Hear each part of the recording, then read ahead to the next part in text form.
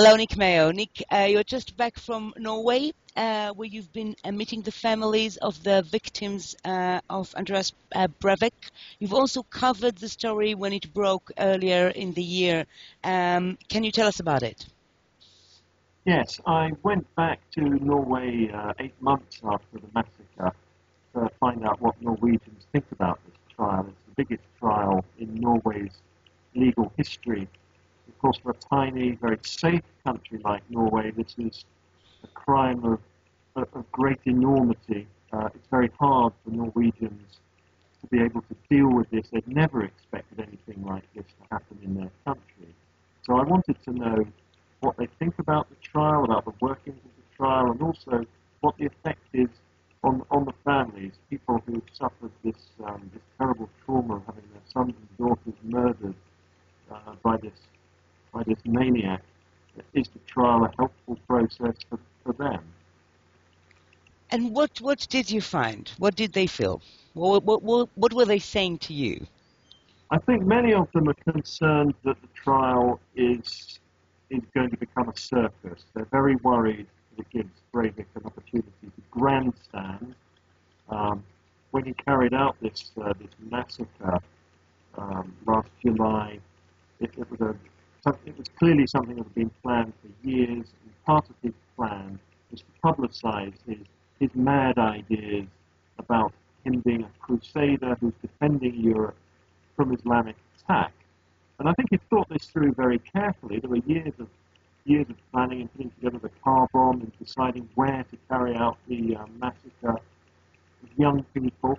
And he'd worked out that if he survived, he'd be able to use the court case as a platform for putting forward his ideas. He wrote a manifesto, you may remember, of I think it was 1,500 pages of garbled history and rambling, really, about justifying what he was doing. And the court case is another part of that, another opportunity to get his message across. He's quite a clever PR guy. And a lot of the families were very worried about that. They were very worried that this case would give Breivik an opportunity to put his case across to other right-wing lunatics out there in Europe. There are a few. We know that there are some people who sympathise with at least some of what he said, and also people who are mentally sick. So the families are quite worried that the trial is going to be used by Breivik. Have they tried to go for an illegal procedure to stop the trial from happening? Is it possible at all in Norway? No, I think most of the families do want the trial to go ahead. Norwegians have been very, very clear right from the outset that they don't want this double massacre to affect their democracy. They didn't want too much tightening up of the security laws in Norway. They're very proud of being an open society. They're very proud of their legal process as well. They want a clear and open legal system, and of course having a trial like this is a very important part of that. What has been a bit controversial is Breivik talking from the dock. There's been a lot of discussion about whether he should be able to, whether his addressing the court should be broadcast on Norwegian television and on world television. And the Supreme Court decided that he shouldn't, or at least not all of his testimony should be broadcast. And that's because of the fear that he may inspire like-minded individuals to carry out similar massacres elsewhere in the world. There's been a bit of a debate today about tweeting from court. A lot of journalists have been tweeting some quotes from Breivik as he was speaking, and the criticizers said that if this is retweeted by his supporters, this itself could be used as propaganda to promote his ideas. Has this been mentioned at all in Norway? Do you have a take on this?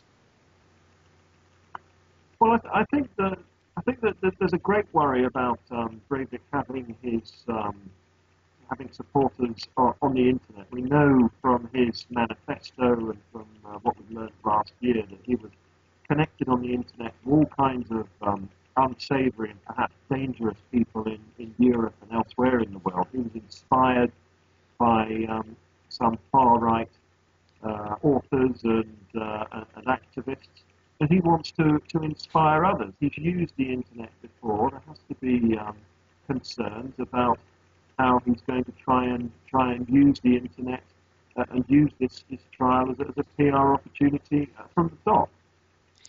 At the time of the event, it was very clear that Norway is being hit by a national trauma. Now that you're seeing them months later, what is your impression? Where has it taken them? How are they recovering from this trauma? What do they seem to have learned from it? Well, I think for an attack like this, the people who are close to the victims, their families and friends, I'm not sure that they can ever recover, really. These were people, the victims who Breivik murdered. Most of them, especially on the island, on Victoria Island, these were young people who were barely out of childhood. Most of them were teenagers. They were very idealistic for the most part. They wanted to take part in Norwegian politics. Mostly they had very idealistic motivation for doing that, and the absolute horror of, I think it was 69 people gunned down, defenseless people, many of them fleeing for their lives or trying to escape. I think really the grieving process is a very, very difficult, painful and long one for those close to the victims of this pre-planned massacre that was carried out in a very cold-blooded way. I think the way their sons and daughters, brothers and sisters were murdered makes it very, very difficult for people to grieve. So I think what helped, certainly the family I spoke to last week, is their involvement with other families who've lost sons and daughters. They've spent time together, they've discussed their grief together, they've become friends. And they know as well that they've had a great deal of support from the Norwegian people, and that's helped them too. Nick, well, our connection is not great. We would really love to hear from you about your experience as a reporter coming to Norway from Libya, and in what way this experience of coverage differs from the war coverage. But I think we're probably better off speaking about this live in our long interview that we are going to do next week, if that's okay. And I think we will be using this, our 3-minute, for now, because the connection is getting worse and worse. Thank you very much for that. Okay.